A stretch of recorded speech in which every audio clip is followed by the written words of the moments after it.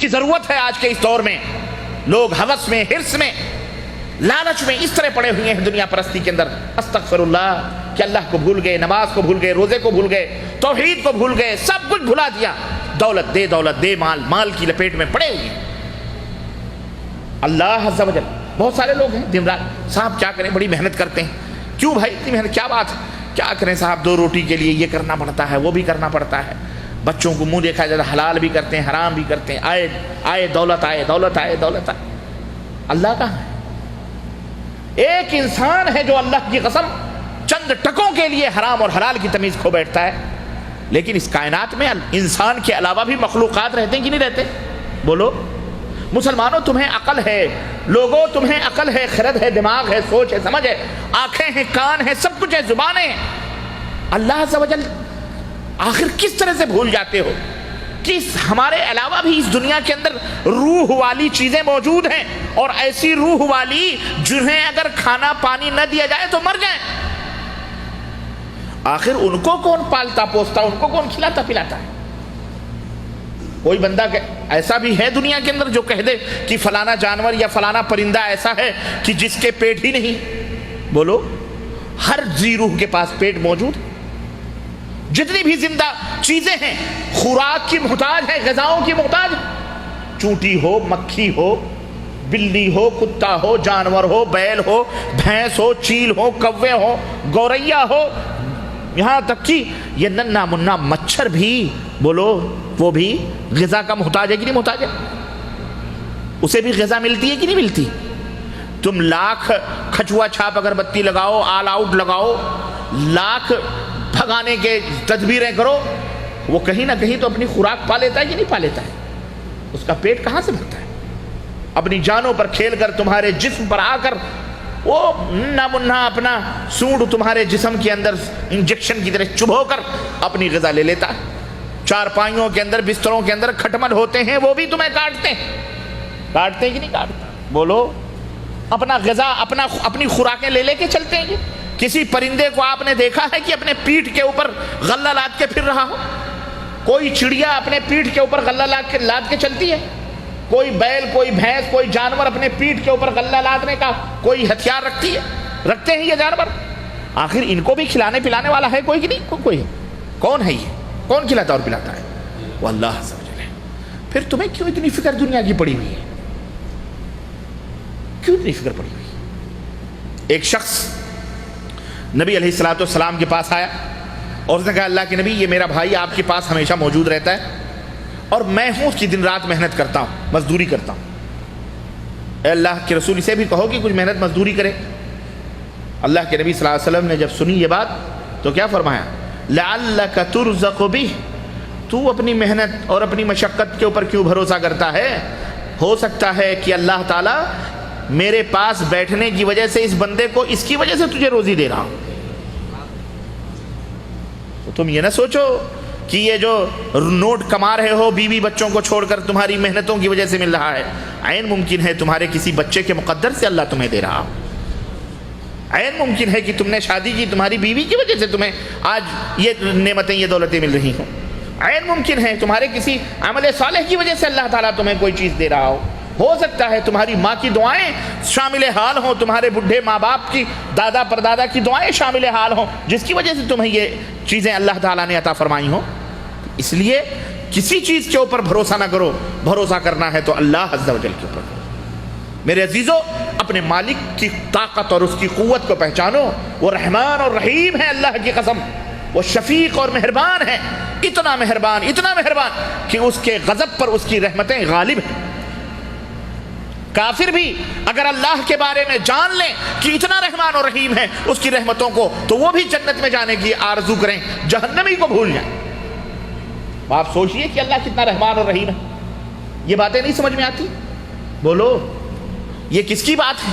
یہ میری بات نہیں، یہ آپ کے، ہمارے اور آپ کے نبی خاتم المرسلین، شفیع المذنبین حضرت محمد الرسول اللہ صلی اللہ علیہ وسلم کی باتیں. اس لیے اپنے ایمان کو مضبوط کرو. حضرت انس رضی اللہ تعالی عنہ کی یہ روایت کہتے ہیں کہ سمعت رسول اللہ صلی اللہ علیہ وسلم یقول، میں نے نبی کریم صلی اللہ علیہ وسلم کو فرماتے ہوئے سنا،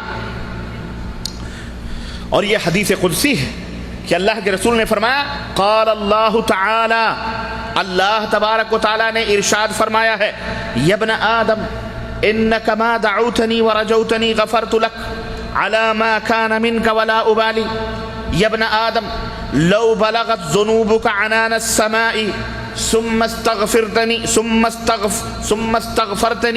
غفرت لک، یا ابن آدم انک لو اتیتنی بقراب الارض خطایا ثم لقیتنی لا تشرک بی شیئا لاتیتک بقرابها مغفرہ۔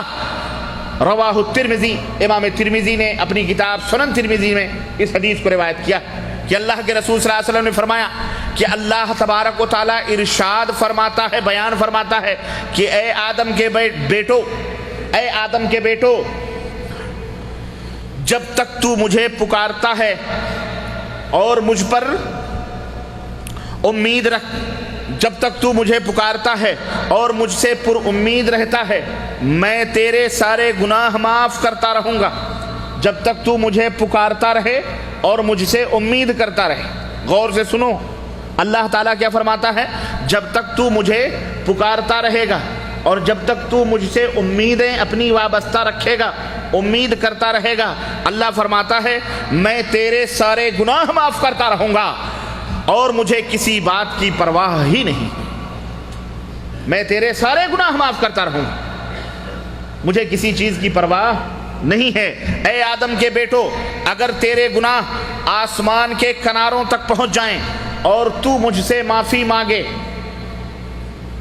گناہ کر لیا، خطائیں کر لیں، جرم سرزد ہو گئے، پھر دوسرا نمبر آتا ہے معافی مانگنے کا۔ اے آدم کے بیٹو، اگر تمہاری خطائیں آسمان روئے زمین کے آسمان کے کناروں تک پہنچ جائیں، اتنے گناہ ہو جائیں کہ آسمان کے کناروں تک وہ گناہ پہنچ جائیں اور تو مجھ سے معافی مانگے تو میں تجھے معاف کر دوں گا۔ اللہ اکبر، میں تجھے معاف کر دوں گا اور مجھے کوئی پرواہ، اللہ کو کوئی پکڑنے والا ہے؟ لوگوں، خطا کرو، جرم کرو، استغفر اللہ کو، استغفر اللہ من کل ذنب واتوب الیہ، اللہ میں تجھ سے معافی مانگتا ہوں اور توبہ کرتا ہوں کہ آئندہ ایسا گناہ نہیں ہوگا، اے اللہ یہ جرم نہیں ہوگا۔ یہی وجہ تھی کہ حضرت محمد الرسول اللہ صلی اللہ علیہ وسلم فرماتے ہیں کہ میں ایک دن کے اندر 70 سے لے کر 100 دفعہ تک اللہ سے معافی مانگتا ہوں، جبکہ وہ ایسے معصوم تھے، اگلے پچھلے سارے گناہ اللہ تعالیٰ نے انہیں پہلے ہی سے معاف کر دیے تھے۔ اس کے باوجود بھی حضرت عائشہ صدیقہ کہتی ہیں اے اللہ کے نبی، جب آپ کے اگلے پچھلے سارے گناہ اللہ نے پہلے ہی معاف کر دیے ہیں، پھر اتنی عبادتیں، اتنے استغفار کی ضرورت کیا ہے؟ تو حضرت نبی کریم صلی اللہ علیہ وسلم نے ارشاد فرمایا افلا اکون عبدا شکورا، عائشہ کیا تم نہیں چاہتی کہ میں اللہ کا شکر گزار بندہ بنوں؟ ٹھیک ہے معاف ہے، لیکن میں اللہ کا شکر ادا کرنا چاہتا ہوں۔ تو اے نمازیوں، اے روزے داروں، اے توحید پرستوں، اے سنت کی اتباع کرنے والوں، اے اپنے اللہ اور اس کے رسول سے محبت کرنے والوں، نماز پڑھو، روزے رکھو تو کم از کم اللہ کا شکر ادا ہی، گناہ اگر تم سے نہیں ہوتے ہیں پھر بھی تم استغفر اللہ 100 دفعہ 70 دفعہ کثرت کے ساتھ اپنی زبان سے کہا کرو، تاکہ اور جو نعمتیں ہیں اور جو اللہ کی رحمتوں سے فیضیاب ہو رہے ہو ان کا شکر ادا کیا کرو۔ تو اللہ کے رسول صلی اللہ علیہ وسلم فرماتے ہیں کہ اللہ تعالیٰ نے فرمایا کہ اگر تیرے گناہ آسمان کے کناروں تک پہنچ جائیں اور تو مجھ سے معافی مانگ لے تو میں تجھے معاف کر دوں گا۔ کتنی بڑی اللہ کی رحمت ہے، کتنی بڑی اللہ کی رحمت ہے۔ اور اسی طرح اللہ کے رسول صلی اللہ علیہ وسلم فرمایا کہ اللہ تعالیٰ نے فرمایا اے ابن آدم، اگر تو روئے زمین کے برابر گناہ لے کر کے میرے پاس قیامت کے دن آئے، مر گئے، گناہ اتنا زیادہ ہے جو روئے زمین کے برابر ہے، اتنا بڑا گناہ، اللہ اکبر، اتنا زیادہ گناہ ہے جو روئے زمین، پوری زمین کے برابر ہے۔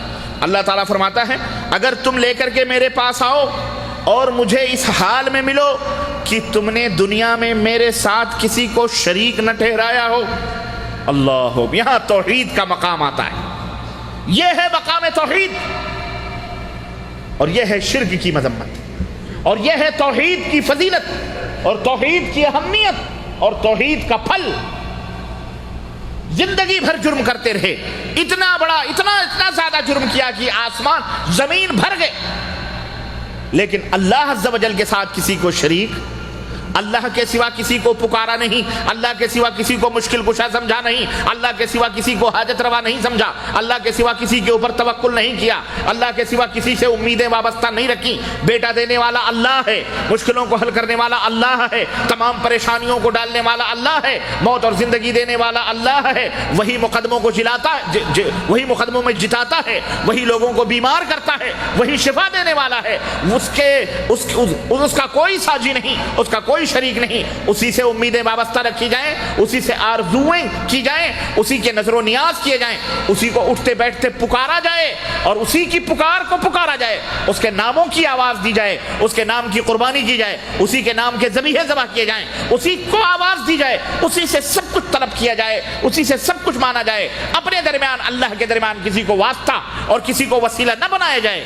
یہ ہے توحید، یہ ہے توحید۔ لیکن اس کے برعکس اگر کوئی شخص اللہ کو بھی مانتا ہے، نمازیں بھی پڑھتا ہے، روزے بھی رکھتا ہے، نہیں مانتا ہے اس کی بات الگ ہے، یہاں اللہ کو مانتا ہے، سجدے بھی کرتا ہے، رکوع بھی کرتا ہے، لیکن وہ یہ عقیدہ رکھتا ہے یا کہ فلانے استھان سے ہم کو یہ بیٹا ملنے والا ہے، فلانے دربار میں فلانے بزرگ کو پکارنے سے ہماری امیدیں پوری ہو جاتی ہیں، فلانے کے ناموں کے نظر و نیاز دینے سے ہمارا یہ فائدہ ہو جاتا ہے، نفع نقصان ہو جاتا ہے۔ یہ تمام کی تمام شرکیات ہیں، ایسا کرنے والا مشرک ہوتا ہے۔ تو لوگوں سنو، اللہ تعالیٰ فرماتا ہے کہ میرے پاس تم اس حال میں آؤ کہ میرے ساتھ تم نے کسی کو شریک نہ ٹھہرایا ہو۔ اللہ فرماتا ہے تو اے میرے بندے، اگر تم مجھ سے اس حال میں ملو کہ میرے ساتھ تم نے کسی کو شریک نہ کیا ہو، تو میں تجھ سے اس حال میں ملوں گا کہ میں تیرے زمین بھر کے تمام گناہوں کو نیکیوں میں تبدیل کر دوں گا، تمام گناہوں کو معاف۔ اللہ اکبر۔ یہ ہے اللہ عز و جل کی رحمت، یہ ہے اللہ عز و جل کی رحمت۔ اس لیے میرے بھائیوں، اللہ تبارک و تعالیٰ کے ساتھ کبھی کسی کو شریک، یہ بنیادی بات ہے، یہ بنیادی چیزیں ہیں، لیکن افسوس اس بات کا ہے 70% کلمہ پڑھنے والے مسلمان ہمارے انڈیا، پاکستان، بنگلہ دیش، قرب و جوار کے ممالک کے لوگ اور کچھ عرب ممالک کے ادھر بیچ میں عجم افریقہ اور دیگر 70% مسلمان آپ کو ایسے ملیں گے، نماز پڑھیں گے، حاجی ہیں، روزے ہیں، رب ذوالجلال کی قسم ہے شرک سے ان کا دل پاک نہیں۔ شیطان نے جو گرفت کی ہے نا، جو پکڑ کی ہے، پھنسا کے رکھ دیا ہے سب کو۔ مولوی ہیں، علامہ ہیں، بڑے بڑے القاب ہیں، تغرے ہیں، ٹوپیاں ہیں، پگڑ ہیں، جبے ہیں، امامے ہیں، سجدوں کے گھٹے ہیں، لیکن مسجد کے اندر کھڑے ہو گئے ایاک نعبد و ایاک نستعین، اے اللہ ہم تیری ہی عبادت کرتے ہیں، تجھ سے ہی مدد طلب کرتے ہیں، اور نماز کے بعد سلام پھیر کر درگاہوں کی حاضری بھی ہو رہی ہے، مزارات بھی آباد ہیں، چدر بھی چڑھ رہے ہیں، عرس بھی لگ رہے ہیں، میلے بھی لگ رہے ہیں، بھنگڑے بھی گائے گا رہے ہیں، رنڈیاں بھی گا رہی ہیں، ہجڑے بھی ناچ رہے ہیں، سب کچھ ہو رہا ہے، سب کچھ اسلام کے نام پر ہو رہا ہے۔ کس کے نام پر؟ اللہ کے نام پر، رسول کے نام پر ہو رہا ہے، اولیاء صالحین کے نام پر یہ تمام سب چیزیں ہو رہی ہیں۔ یاد رکھو میرے عزیزوں، میرے دوستو، بغیر توبہ کیے ہوئے اگر ایسے لوگ مر گئے، رب ذوالجلال کی قسم ہے ان کی مغفرت نہیں ہو سکتی، کیونکہ رب ذوالجلال نے ارشاد فرمایا ہے ان اللہ لا یغفر ان یشرک بہ ویغفر ما دون ذلک لمن یشاء، اللہ تمام گناہوں کو معاف کر دے گا